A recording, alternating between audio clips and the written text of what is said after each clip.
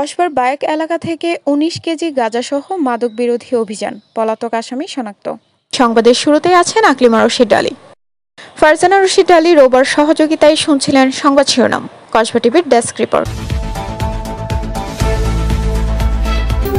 Kasba TV, হৃদয়ে বাংলা।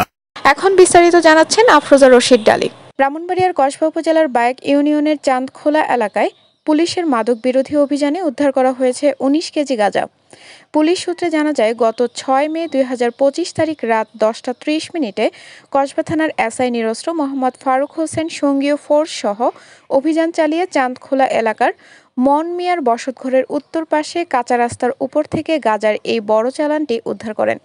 উপস্থিত সাক্ষীদের সামনে নিয়মিত প্রক্রিয়ায় গাঁজাগুলো জব্দ করা হয়। এই ঘটনায় পলাতক আসামির নাম মোহাম্মদ আব্দুল মতিন, পিতা জলিল মিয়া, সাং চাঁদখোলা মধ্যপাড়া ৪ নং ওয়ার্ড, ইউপি বায়েক, থানা কসবা, জেলা ব্রাহ্মণবাড়িয়া। পুলিশ জানায়, আসামিকে আটকের চেষ্টা চলছে এবং এ বিষয়ে একটি নিয়মিত মামলা রুজু করা হয়েছে।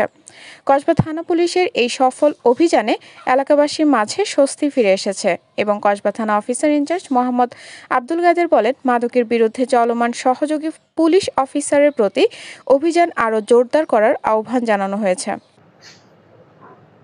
আমি আপনাদের দৃঢ়ভাবে বলতে চাই যে আমি মাদকের সাথে কোনো আপোষ, কোনো প্রকার কোনো কম্প্রোমাইজ করব না এবং আমি মাদক ব্যবসায়ীদের মাঝে এই আতঙ্কটা আমি অবশ্যই ছড়াই দিতে চাই যে কেউ যদি মাদক ব্যবসা করে বা মাদকের সাথে কোনো সম্পৃক্ততা পাওয়া যায়, তাদেরকে ইনশাআল্লাহ ছাড়ব না, আইনের আওতায় নিয়ে আসবো।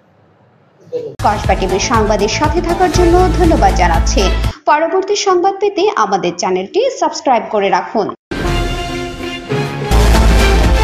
হৃদয়ে বাংলা, কসবা টিভি।